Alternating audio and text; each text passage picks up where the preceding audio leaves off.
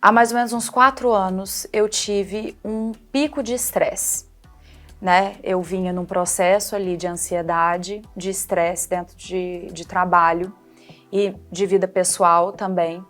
E isso culminou num pico onde o copo entornou. E remédio para ansiedade? É verdade que vicia?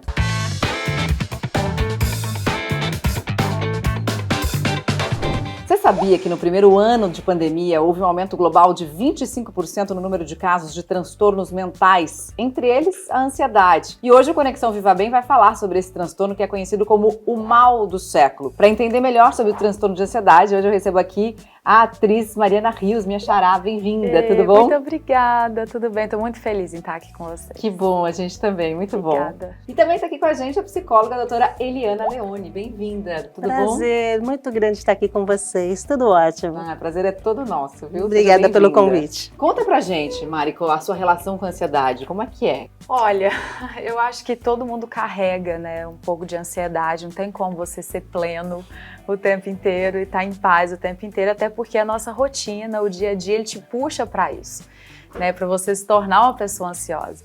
Eu acho que hoje em dia, ainda mais com rede social, com toda essa globalização que a gente vive inserido, cada vez mais a gente se encontra ansioso para fazer, para acontecer, e vendo a vida do outro e falando, meu Deus, essa pessoa está fazendo tudo e eu não posso ficar parado. Então acho que gera esse lugar de ansiedade do mundo para você e de você para com o mundo.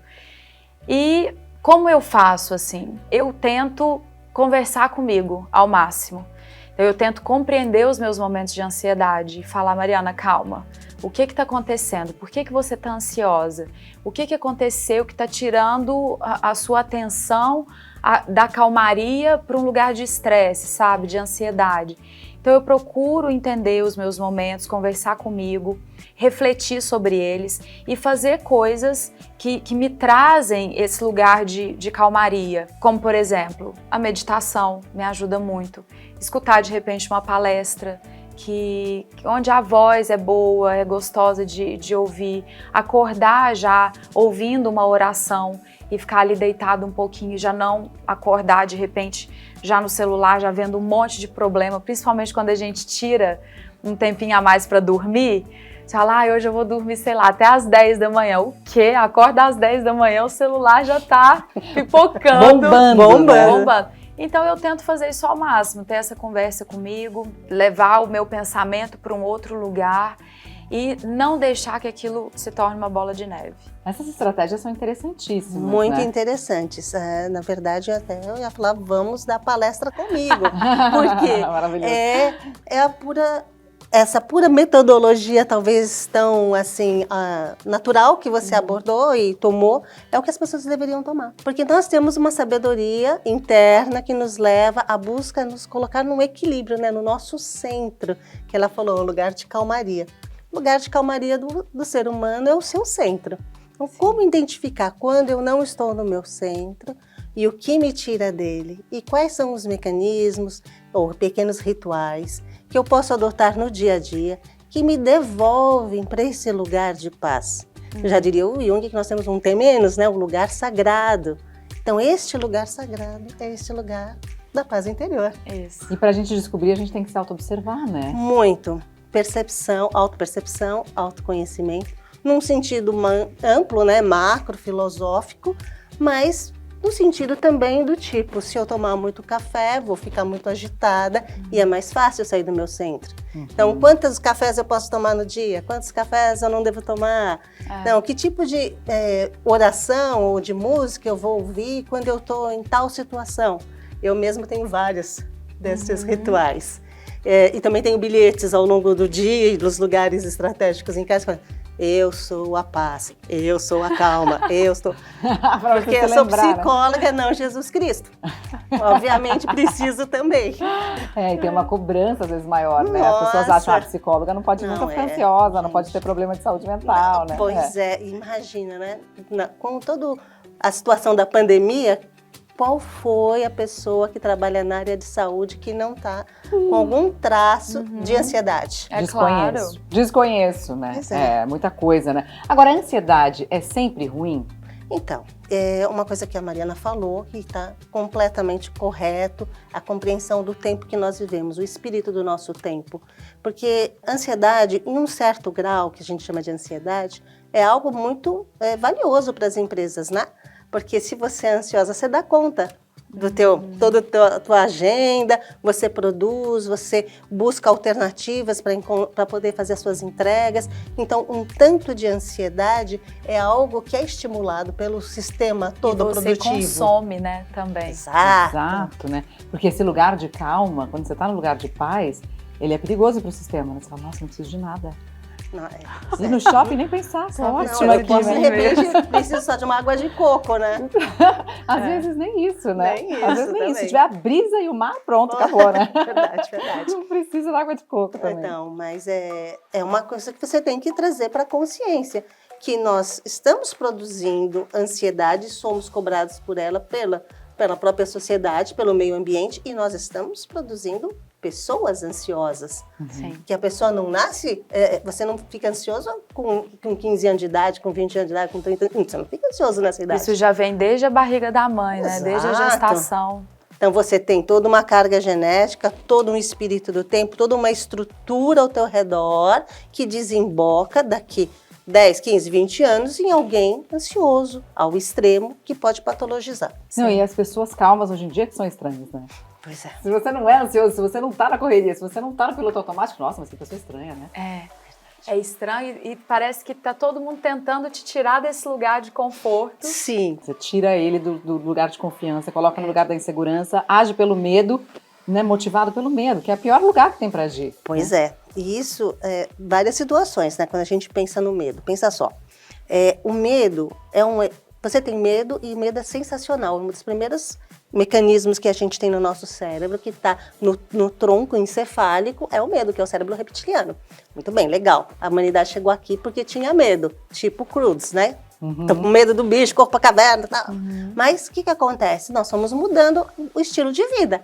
Então, a gente não precisa de todo este medo. Mas nós criamos o quê? Uma sensação de uma urgência, de uma coisa difusa, e gerou-se o quê? Uma instabilidade, um estresse. E aí, esse estresse contínuo, onde você está imerso, que às vezes você nem está percebendo, ele vai minando e entrando dentro de você e alterando o teu sistema biológico. E vai provocando um aumento de cortisol, uma alteração do sistema neural. Sim. E esse aumento de cortisol vai acabar gerando problemas de saúde. Se você, assim como eu, tem transtorno de ansiedade, já deve ter experimentado alguma crise. Dependendo da intensidade, o que pode acontecer é uma crise de ansiedade ou uma crise de pânico. Os sintomas são parecidos, como um coração acelerado, tremedeira, suor, falta de ar, sensação de sufocamento, de desmaio e até um sentimento de que algo ruim vai acontecer. Eu tô até tendo uma crise de ansiedade só de falar nesses sintomas. A maior diferença aqui é que a crise de ansiedade surge diante de causas mais lógicas. Já a síndrome do pânico aparece do nada, sem um motivo específico. Sendo uma ou outra, quem já teve sabe que é uma sensação horrorosa. Mas e aí? Diante da crise, o que a gente faz? A não ser que haja uma prescrição médica do uso de algum remédio, o melhor a se fazer é tentar controlar a sua respiração para, enfim, relaxar. A respiração consciente, por exemplo, impacta no funcionamento do corpo inteiro. Para fazer, basta se concentrar em inspirar e expirar, mantendo sua atenção apenas na respiração. Conversar com a sua rede de apoio também ajuda. Quando você estiver tendo uma crise, só ligar lá para algum parente ou chamar um amigo seu, porque essa pessoa vai te ajudar a ter consciência de que você está tendo uma crise e não morrendo de alguma outra causa. Vale também fazer atividades para interromper o pensamento e desfocar a crise. Entram aí ler, escrever, ouvir música, até tomar banho ou pensar no noticiário que está rolando para você esquecer que está passando mal. Eu, quando eu tenho crise, no caso, além de respirar, às vezes faço um polichinelo. Ajuda, juro, porque eu fico focando lá. Em 5 segundos, no quinto já tô tipo, nossa gente, tô me sentindo muito melhor, já começa de novo. Não, mentira, não para mesmo. Mas é importante que depois da crise você vá ao médico, especialmente se ela rolar com uma frequência. Ele vai avaliar o seu caso, diagnosticar e começar o tratamento. muitas vezes vai ser indicado que você inicie o tratamento com um terapeuta. Um dos pontos importantes do acompanhamento médico é saber se a sua crise não tem uma causa física, como o hipertireoidismo, condições cardíacas ou asma. Ela ainda pode ser consequência da abstinência de álcool ou até de outras drogas. De qualquer forma, alguns hábitos podem ajudar a controlar a ansiedade e até diminuir a possibilidade de ela acontecer. Entre eles estão a prática regular de atividades físicas, uma alimentação saudável, um sono regular e até algumas práticas de relaxamento, como meditação e yoga. Então, Mari, conta pra gente um pouquinho do que você teve, porque você teve até uma perda auditiva, né? Há mais ou menos uns 4 anos eu tive um pico de estresse, né? Eu vinha num processo ali de ansiedade, de estresse dentro de trabalho e de vida pessoal também. E isso culminou num pico onde o copo entornou, sabe? Sim. Então, nesse momento, eu desenvolvi... O meu corpo, eu lembro que no dia eu tinha um show e o meu corpo paralisou. Olha que coisa louca. E eu não tenho nada, assim. E meu corpo paralisou. Por quê? Porque foi uma coisa de não respirar, de não trabalhar isso, de não trabalhar a inteligência emocional. E o meu ouvido começou a fazer um pi e um shh ao mesmo tempo. O que eu pensei? Como eu estou viajando direto, pegando muito voo, deve ser numa dessas aí de avião que deu uma coisa aqui no meu ouvido. Mudança de pressão e tal. Uhum. E começou a chiar. E não olhei. E fiquei por 15 dias, porque até então eu fiquei atenta, meu médico foi lá em casa, eu não consegui fazer o show, porque realmente eu nem falava, sabe? Eu paralisei. E ele conversou comigo, ele falou, ou você dá uma pausa na sua cabeça, principalmente, e também nas suas coisas de carreira, na sua profissão, aí, nos seus trabalhos, ou você vai pifar, o corpo vai pifar. 15 dias depois, 15, 20 dias depois, eu fui ao médico, porque não passava. E só piorava. E ao invés de escutar pouco, eu escutava 3 vezes mais alto. Uau.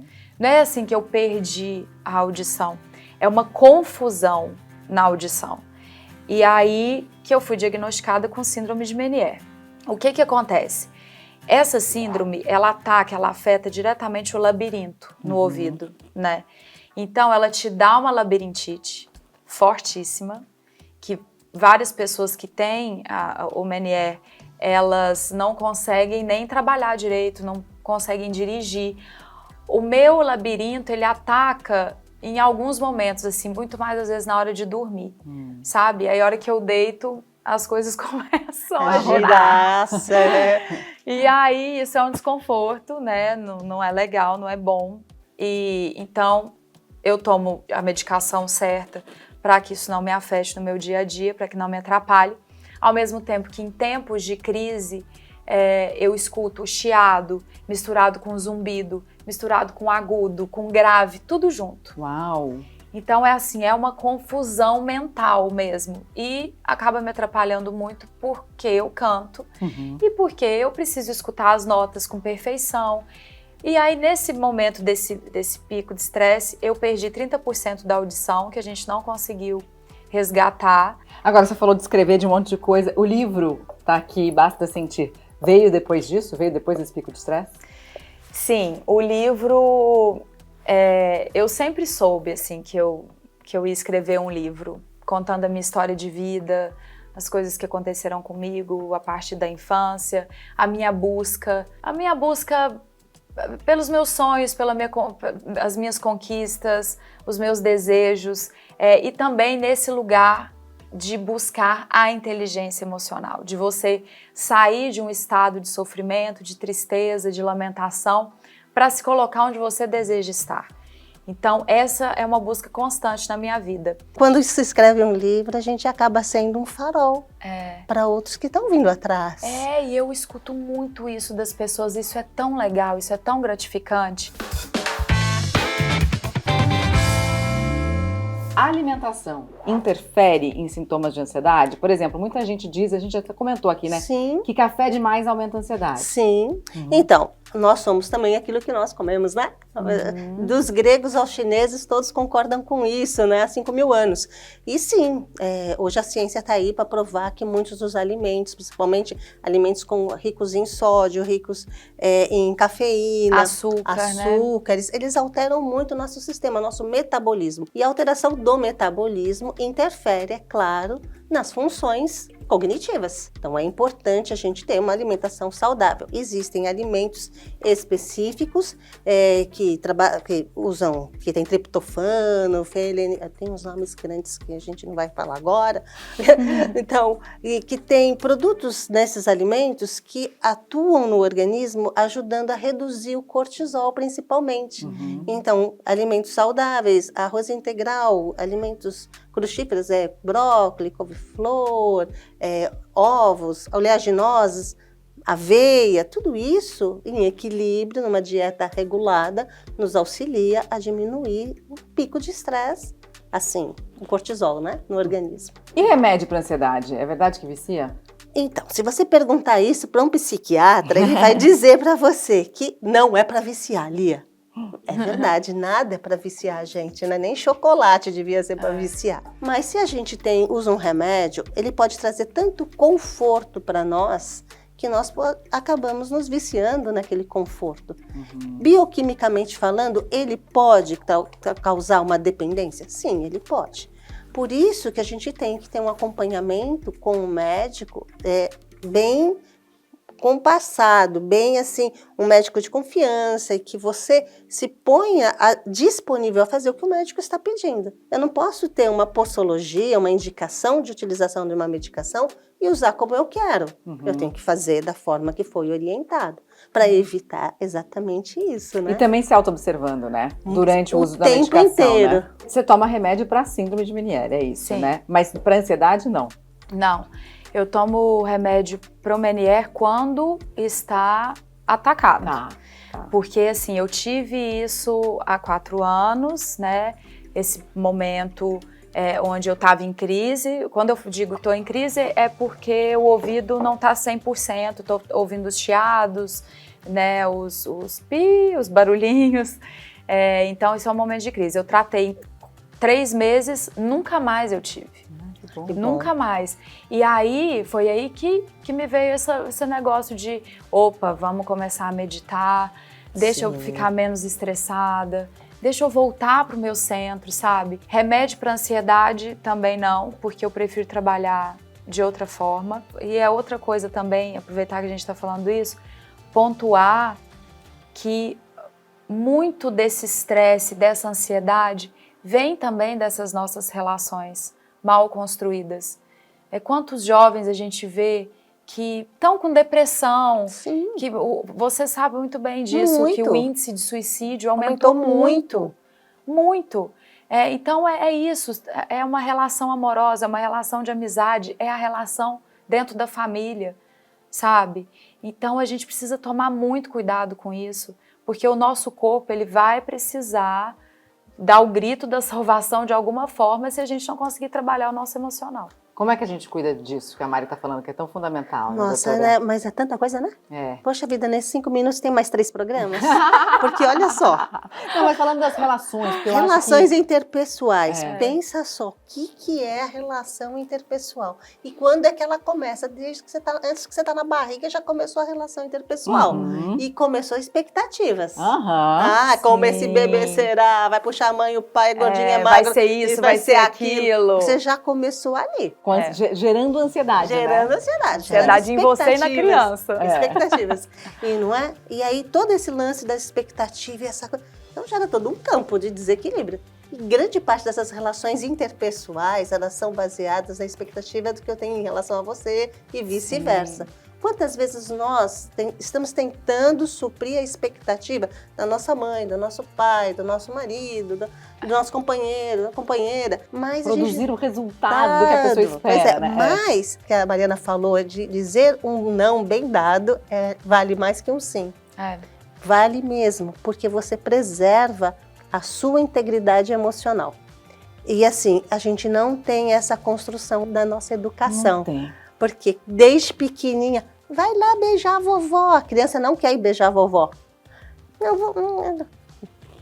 Nós lá beijar a vovó. Senão Aí, você não sorrisinho vai assim. ganhar o docinho depois Aí, do almoço. então, É vira assim. assim, uma série de situações, né? Uma cobrança, vira... É Acho que é complicado. importante a gente falar sobre isso, né, gente? Porque respeitar o limite das crianças faz com que a gente forme adultos que saibam se respeitar. Sim, Sim. Se a gente fica o tempo todo falando pra pessoa fazer mas coisa você que ela tá não quer pressionando, fazer, né? É. Pressionando. É. Cortisol ali, vamos lá. Respeitar, observar que é uma pessoa, que não é só porque é pequenininho, que não tem vontades, não tem desejos, que não sabe o que precisa, A pergunta né? é, por que você não quer beijar sua avó? E eu acho que a gente está acostumado com essa metodologia de você precisar fazer e ser o que o outro deseja para você ser bem-quisto. A gente cresceu assim, né? E a gente faz Que isso o tempo perrengue, inteiro. né? Então, vira Grande isso. Eu desafio. aprendi desse jeito, eu sou assim, eu vou passar assim para as outras pessoas. Então, você ter consciência de que eu não preciso usar a metodologia da recompensa, né? Come tudo. Eu não quero mais comer. Mas se você não comer tudo, você não vai brincar. E se eu não comer tudo, a minha mãe não gosta de mim. Então é assim, eu vou viver falando sim para todo mundo, gerando ansiedade em mim, porque eu não quero fazer isso, mas para a pessoa me querer bem, para a pessoa Ser gostar aceita. de mim, para eu ser aceito, para eu ser amado, eu preciso dizer sim, porque senão a pessoa não vai gostar de mim. Isso é um dos tripés justamente da formação da ansiedade. Porque você tem uma carga genética e essa formação primária, seja a socialização primária dentro de casa ou a secundária no colégio, na escola, desde pequenininho. Então você tem uma série de informações de educação, de condicionamentos que são colocados para a criança e ela vai estruturando a psique dela e construindo, vai tirando conclusões por si só, muito pititoca, de que deve agir assim e deve agir assado, que o mundo é seguro ou o mundo é inseguro. Então, uma família onde você não tem um lugar para o erro e não é possível permitir que a pessoa erre, o que acontece? Essa criança vai ser uma criança que vai evitar errar. Ela tem dentro dela, começa a construir dentro dela um medo de errar, ou um medo de ter medo. Sim. E aí ela já começa a se predisponibilizar a ser um adolescente e um adulto que vai começar a apresentar sintomas de ansiedade, que podem ir crescendo ao longo do tempo e se transformando até em outras patologias mais sérias, né? Como uma síndrome do pânico, uma agorafobia, né? Uma fobia social, né? Que a gente chama, Sim. essa agorafobia, toque, existem. O espectro é imenso. Mudando o padrão com a nova geração, nós construiremos pessoas menos ansiosas, mais felizes. Para nós, a gente vai estar aqui remediar. Meia boca aqui, né? Mas as futuras gerações podem ser salvas, né? Pelo amor de Deus. Aleluia! Então, vamos salvar, não repetindo padrões que são disfuncionais, padrões que levam ao adoecimento a longo prazo. Vamos criar e ter pra gente essa consciência. E segundo a Organização Mundial da Saúde, né, gente, o Brasil tem o maior índice de pessoas com transtorno de ansiedade no mundo.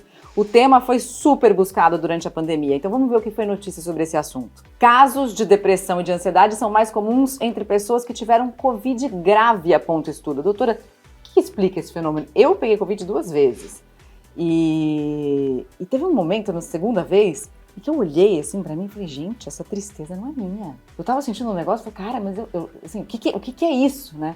Porque afeta de fato, assim, a questão emocional, né? Muito. Pensa só, vamos analisar qual é uma das grandes certezas da vida, né?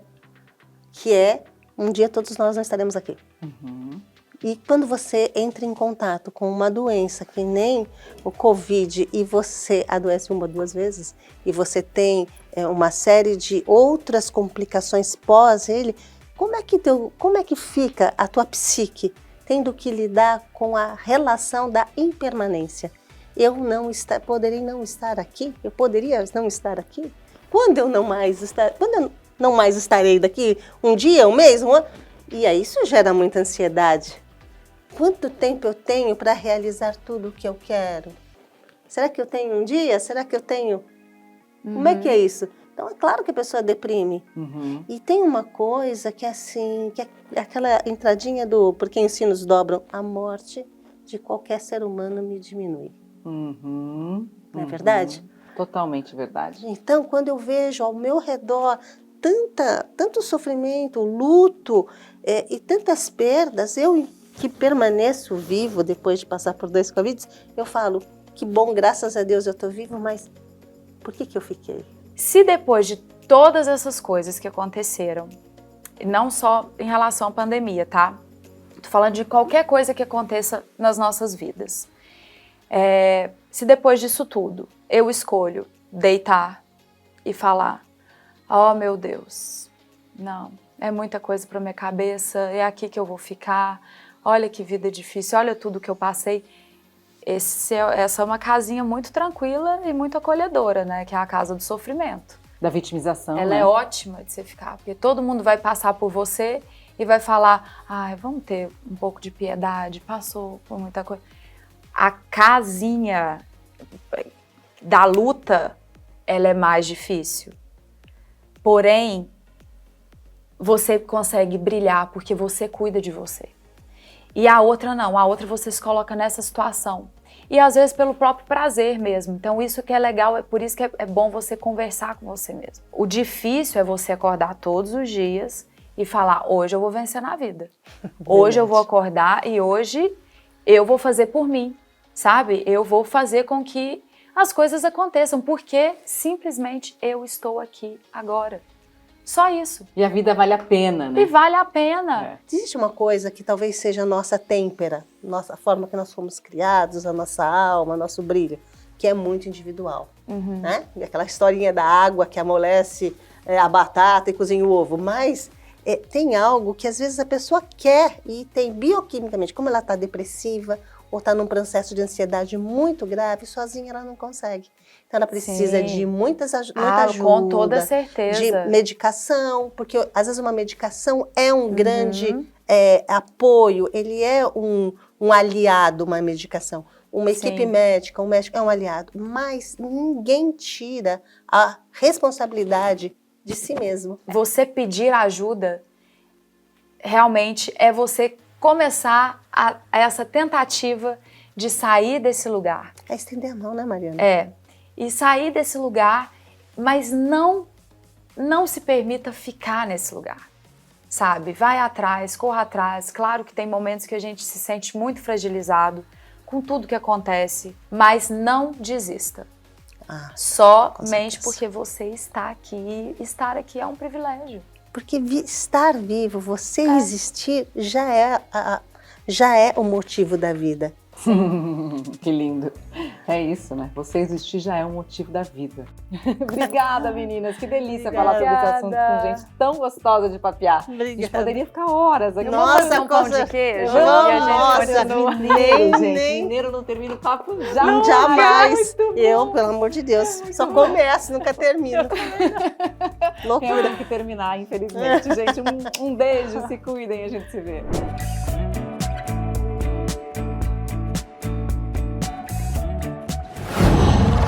Qual?